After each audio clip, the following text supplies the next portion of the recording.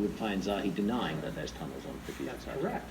Even though the Edgar Cayce organization, the Association for Research and Enlightenment, were allowed to carry out sonar surveys on the Giza Plateau.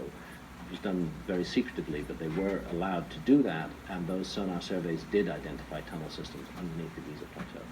You know, we know of some of those tunnel systems. We know for sure there's a chamber under the Sphinx, a big chamber under the left forepaw of the Sphinx. We know for sure. We know for sure because John Who's Anthony, we, and how do we know? we, the general public, know, Okay. because thanks to two individuals in particular, John Anthony West and Professor Robert Schoch of Boston University, who went there with sonar equipment and back in the early 1990s were able to conduct some research around the Sphinx before they were stopped by Zahi Hawass. They were able to conduct sonar research and you know, hitting the ground with hammers and seeing where the sound waves bounced back. They identified a large regular chamber down about 15 feet under the left forepaw of the Sphinx. And the military could use a similar technology looking for Saddam Hussein or bin Laden, underground bases. Well, of course, technology has moved on a lot. You know, Right. who knows what technology is being deployed. But the point is, when you got these seismic waves that they created with the hammer, you can measure exactly where they go, and Yeah. they know. they show this- voids. They demonstrate Right. voids under the ground, and a large regular void is demonstrated beneath the Sphinx. How big? About 35 feet long by about 15 feet wide. It's Oh, a very wow. substantial. It's a very substantial void. Kind of like this room. A bit like this room, yeah. And there it is. So there's a lot of stuff you could cram in there potentially. Potentially you could, and of course it's not an accident that the Edgar Cayce Foundation, the Association for Research and Enlightenment in Virginia Beach, have been involved in this rather clandestine research on the Giza Plateau, because Edgar Cayce prophesied that the Hall of Records of Atlantis would be found beneath the left forepaw In that of the exact Sphinx, location. in that exact location. So And I've naturally heard- enough, they have an interest in this. And I've heard that Zahi Hawass actually, that the ARE paid for his college education. Yes, that's the case. And then he goes in completely 180s and says that all the Edgar Cayce stuff is not true. Orthodox Egyptology all the way. He and Mark Lehner both. It's a very curious thing. Robert Boval and I, in our book, The Message of the Sphinx, which was published in 1996, did a detailed appendix on this, where we looked at the education of Mark Lehner, who arguably is the leading American Egyptologist at the Oriental Institute in the University of Chicago, and Zahi Hawass, who arguably is the leading Egyptian Egyptologist. Zahi Hawass, for many decades, was the man who ran the Giza Plateau. He doesn't at the moment.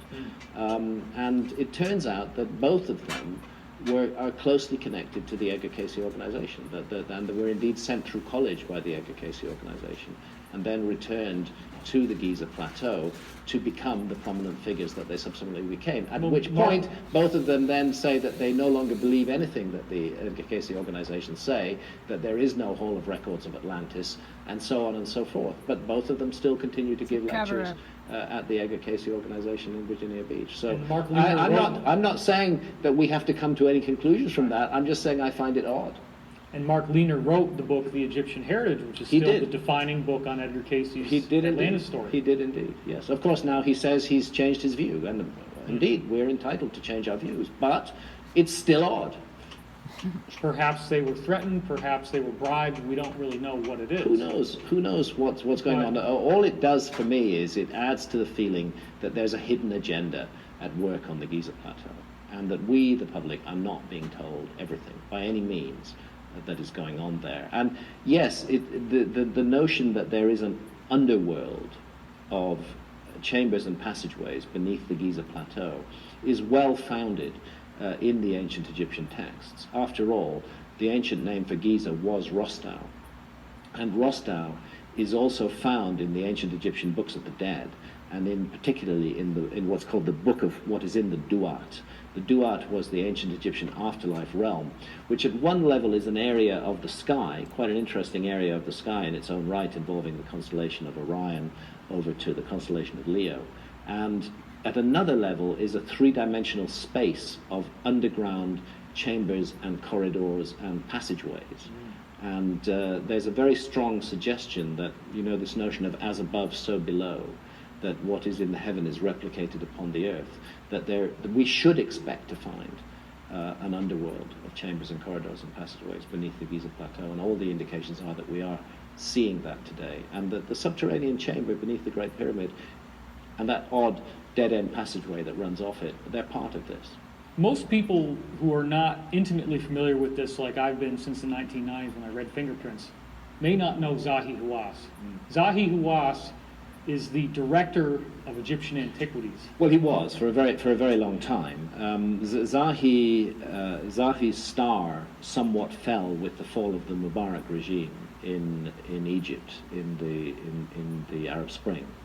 Zahi was very closely connected to President Mubarak and to his wife Susan Mubarak, and for decades he ran the Giza Plateau. He started out as a junior inspector on the Giza Plateau, and at that point he was picked out by the Edgar Cayce organization and sent through college, and then returned to the Giza Plateau, and then began to rise very rapidly through the ranks until he became the chief inspector on the Giza Plateau, and then latterly a minister in the Egyptian government with specific responsibility for the Giza pyramids and the Sphinx. So nobody could do anything on the Giza Plateau without the go-ahead of Zahi Hawass. Zahi was, if you like, the modern pharaoh of the pyramids.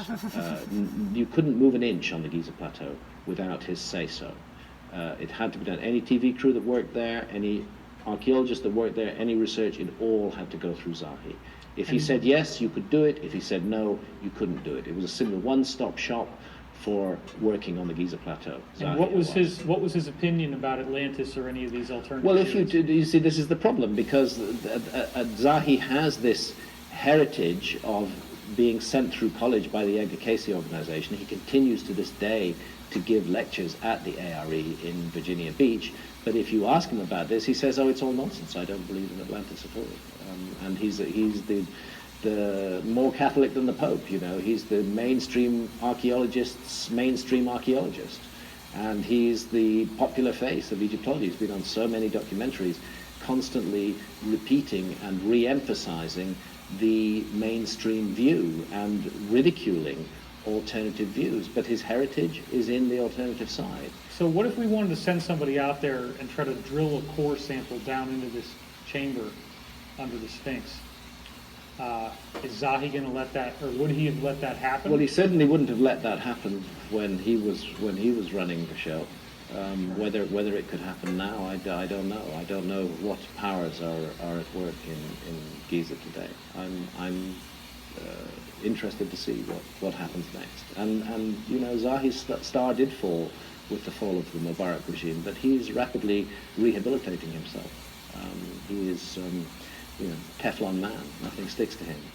And he's a very powerful figure, and in some ways a very engaging figure. He's an excellent talker, and he knows his stuff for sure. Many people feel that he's been very beneficial and positive for Egypt in many ways, and has brought, you know, huge numbers of tourists to Egypt. He's a major player at Giza and continues to be so.